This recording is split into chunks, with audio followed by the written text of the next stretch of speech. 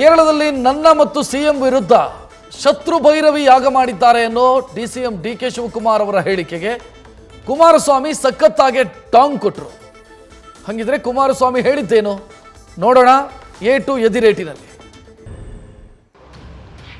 ನಿಮ್ಗೆ ಹೇಳ್ತೀನಿ ಯಾವ ಪೂಜೆ ನಡೀತಾ ಇದೆ, ಯಾರು ಮಾಡ್ತಾ ಇದ್ದಾರೆ, ನನ್ನ ಮೇಲೆ ಚೀಫ್ ಮಿನಿಸ್ಟರ್ ಮೇಲೆಲ್ಲ ಸೇರಿಸಿ ನಡೀತಾ ಇದೆ.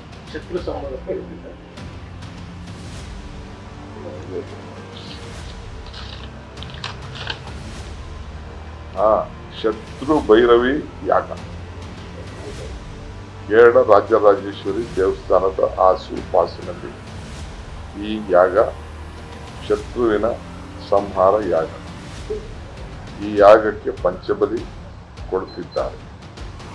ಎಲ್ಲ ಕೆಂಪು ಬಣ್ಣದ ಮೇಕೆ 21, ಎಮ್ಮೆ 3, ಕಪ್ಪು ಬಣ್ಣದ ಕುರಿ 21, ಹಂದಿ 5. ಈ ಯಾಗ ಮಾಡೋದ್ರಿಂದ ಮನುಷ್ಯ ಚಲಚಲತೆಗಳಿಗೆ ಒಳಗಾಗುತ್ತದೆ. ಗೋರಿಗಳ ಮೊರೆ ಹೋಗಿರುತ್ತಾರೆ.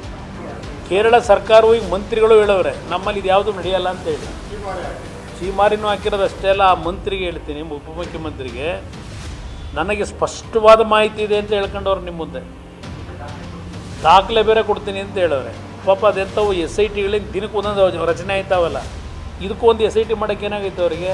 ಯಾರು ಈ ಕುರಿ ಕೋಳಿ ಹೊಡೆದವರಲ್ಲಿ ಇವ್ರ ಸರ್ಕಾರ ಸಿದ್ದರಾಮಯ್ಯನವ್ರನ್ನ ಇವ್ರನ್ನ ಸಂಪೂರ್ಣ ಸರ್ವನಾಶ ಮಾಡೋಕ್ಕೆ ನಡೀತಾ ಇದೆ. ನಾನು ಅಲ್ಲೆಲ್ಲ ಪಾಪ ಹೇಳೋರು ಅದನ್ನೇ ರಾಜಕೀಯದ ಭಾಳ ದೊಡ್ಡ ಮುಖಂಡರು ಅಂತ ಹೇಳಿ ಹೇಳ್ಕೊಂಡವ್ರೆ. ಪಾಪ ನೀವು ಪತ್ರಿಕೆಯಲ್ಲಿ ನಾನವತ್ತು ಈ ಕಬಿನಿ ಹಿನ್ನೀರಿನ ಒಂದು ರೆಸಾರ್ಟ್ಗೆ ಹೋದರೆ ಕೆಲವು ಪತ್ರಿಕೆಯಲ್ಲಿ ಅದು ಏನಾಗಿತ್ತು, TV ಗಳಲ್ಲಿ ಕೇರಳಗೆ ಹೋದರು ಅಂತ ಬಂದ್ಬಿಡ್ತು.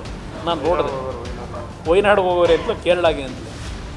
ಅದು ಪಾಪ ನಾನು ಕೇರಳಗೆ ಹೋಗಿರೋದು ಇದೆಂಥದ್ದು ಮಾಟ ಮಂತ್ರ ಮಾಡ್ಸೋಕೆ ಹೋಗಿದ್ದೀನಿ. ನಾನು ಕೇರಳಗೆ ಹೋಗಿ ಮಾಟ ಮಂತ್ರ ಮಾಡ್ಸೋಕೆ ಇದೆಲ್ಲ ಇವ್ರಿಗೆ ಸೇರಿರೋದಿದ್ದು ಇವೆಲ್ಲ.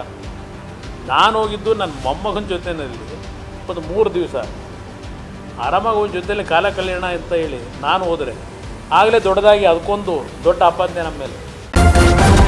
ನ್ಯೂಸ್ ಫಸ್ಟ್ ನಿರ್ಭೀತಿಯಿಂದ ನಿಮ್ಮ ಪರವಾಗಿ.